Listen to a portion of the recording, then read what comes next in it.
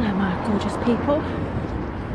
Wow, what a beautiful evening. The sun is bright, there's a nice crisp wind and it's just lovely. So I thought I'd walk home from the station, and I wanted to talk to you about this new movement in town. It's fascinating, really.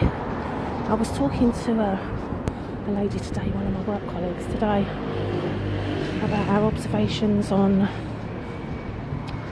spirituality and life. Some of the stuff that I've been doing with the crystal therapies and the holistic therapies, and it went something like this, a conversation. Sorry, excuse me. So we was looking back over generations, really, and literally going way back to the war babies, and the fact that when you think about how they lived then, it was all very much on a just have what you need basis, because that's all that was available to people. And when you think about my mum's generation, so growing up for me, although my mum did work on and off, she always made sure she was at home for the family. She always made sure that she cooked, she cleaned, and she looked after us all. And I remember, I mean, some of her jobs were ridiculous. She'd leave the house at 5 o'clock in the morning and go and do some cleaning somewhere, you know, but she'd always be back before we went to school and things like that. At one point I think she worked nights, but yeah, she was always there. And around that time when I was growing up, we had Thatcher, didn't we? Good old Thatcher came in, didn't she? Now, doesn't matter what you think about Margaret Thatcher, her policies or whatever, she created a movement, and she certainly did create a movement, because what she did is she inspired people like myself who had come from that working class family to literally get up off my jacksie and do something with my life. And that created a massive movement in the UK. And so you had a load of people literally then focusing on what they could do with their life. And that was nearly driven, or was driven really, by the fact that growing up, none of us had any money. The family home, my family home, we wasn't poor, but we were working class. So we had what we needed, that's all we had. There was never anything else available apart from what we needed. I started work when I was 9 years of age, you know, and it was a little car wash round I used to do. It's quite funny actually, the things you did back then. I used to literally go with my little bucket and knock on people's doors and say, can I clean your car? And they'd give me some water and they'd give me a fiver. Now, fiver was a lot of money back then, you know, when I was 9 years of age. So we then created, from the Thatcher days, we created this new movement where people, as I said, like myself, from a working class family, really felt inspired to do something with their life and to, as I said, just get up and bloody well deal with it and sort it out. And at the same time, we had the boom in technology, mobile phones, internet, and all of that kind of stuff was being developed in the background.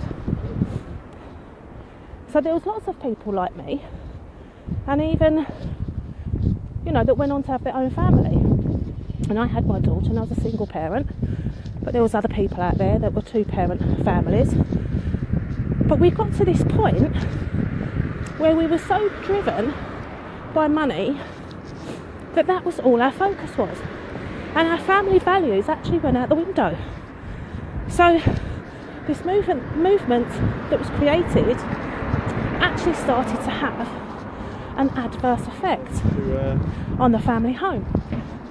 We lost the community spirits, didn't we? We lost the community spirit.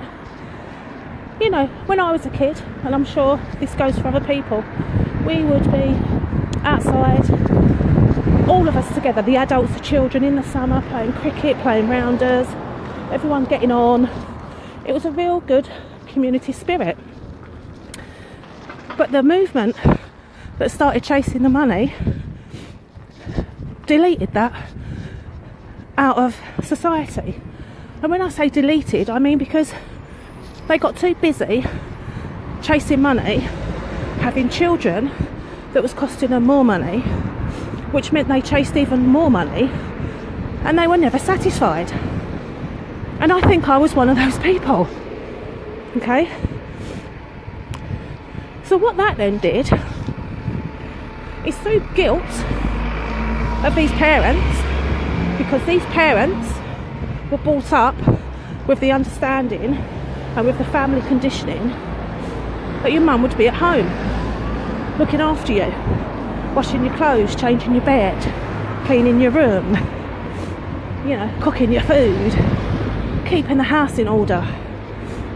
And all of a sudden, us mums were chasing the money, chasing the money, chasing the money, chasing the money. And that's what we were doing.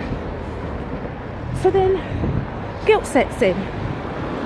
The internet's rising, the IT is rising, technology is rising, and we created a generation of people that just felt they was entitled to have everything.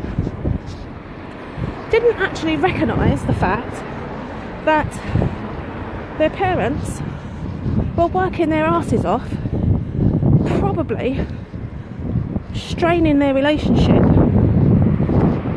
lost the family values within the home. They were compensating by buying the technology.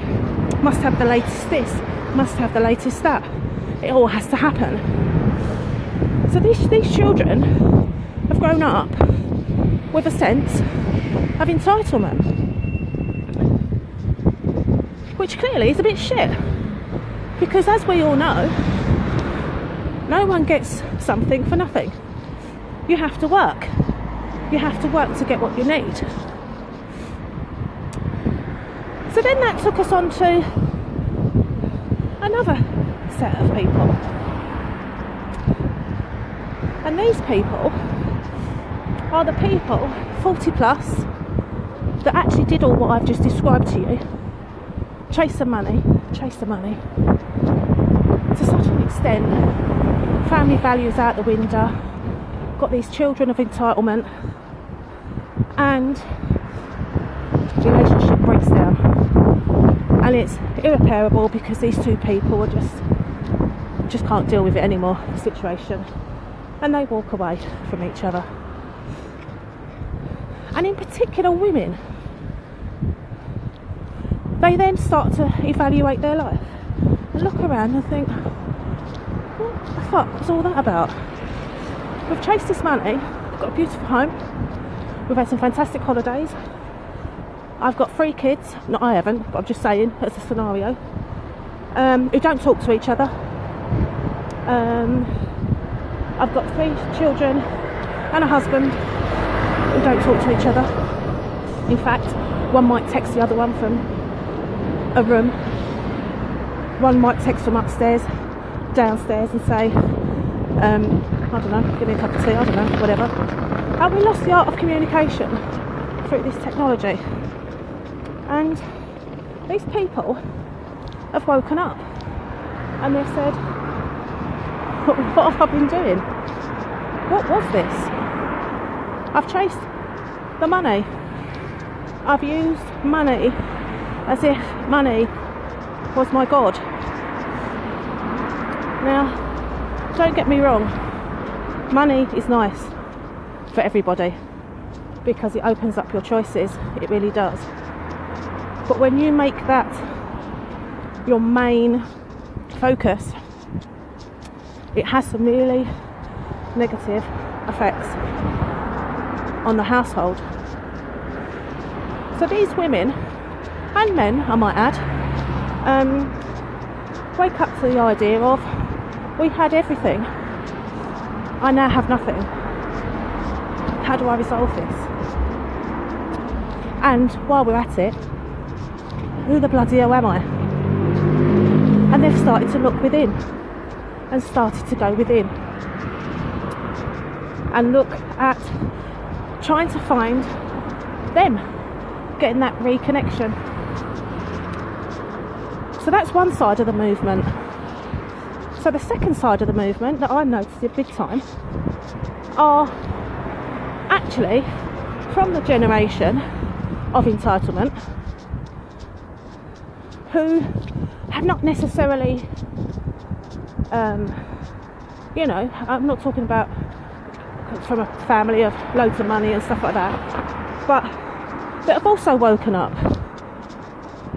And I've got some really inspirational young people on my Facebook that I talk to and that I meet, and they've woken up because some of them, okay, I wouldn't say this is awake, because there is a big tribe in herbal life, and this tribe is driven by the ego, and they're all feeding the ego, which we know is an illusion.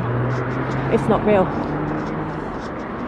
So I'm not talking about those people, because for me, I don't believe they've woken up. I believe they're being driven to a space that's actually going to be quite detrimental in the long term for them.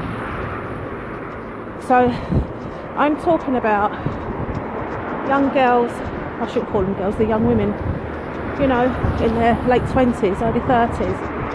I'm talking young men in their 30s that have seen that actually this previous movement I've been in, where we're all entitled to this, that and the other, have now had to go through either family breakups, or because of the stress and the strain, or they've had to go through rebelling, go for a big rebellious side because they don't get the attention they really crave and want, which is to be loved. Not to state that parents don't love their children, that's not what I'm saying here. What I'm saying is that because we were too busy getting the next deal, getting the next paycheck, getting the next bonus, getting the next high technology thing because someone next door had it, working ourselves to the bone and being completely burnt out and frazzled from it, they've seen that. They've seen that and they've woken up and they've said, whoa, hang on, mum and dad, you know, this is terrible.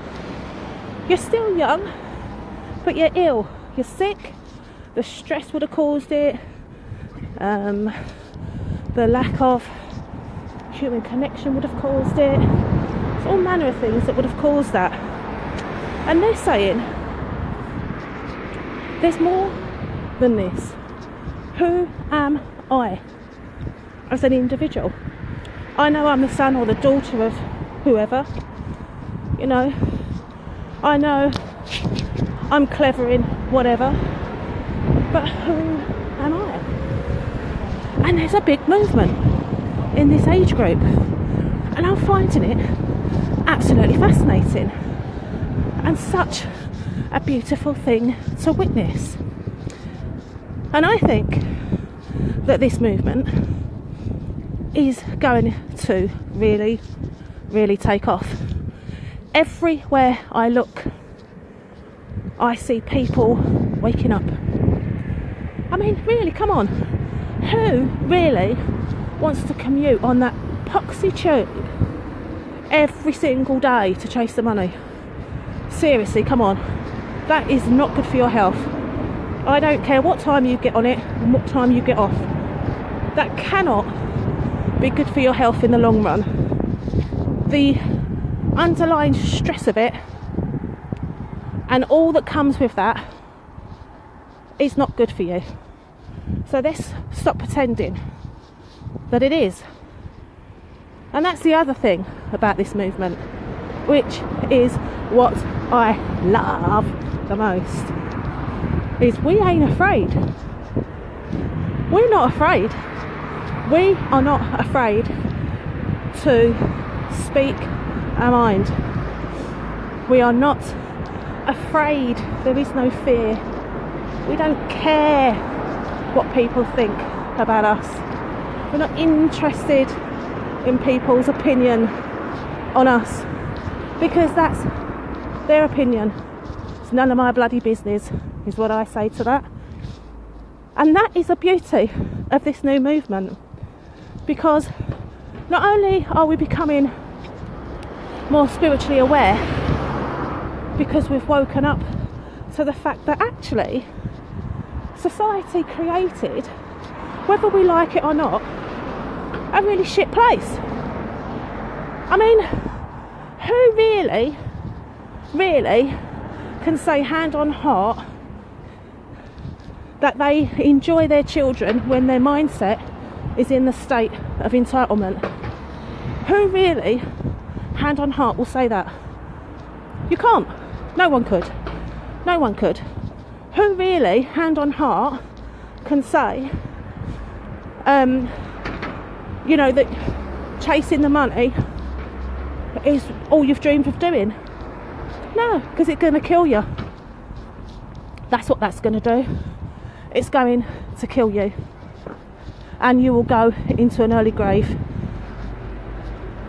So, this new movement, I say, but this is only my humble opinion, and you can take it or leave it, I say get involved. Because I tell you now, this place, this new spiritual movement, far exceeds any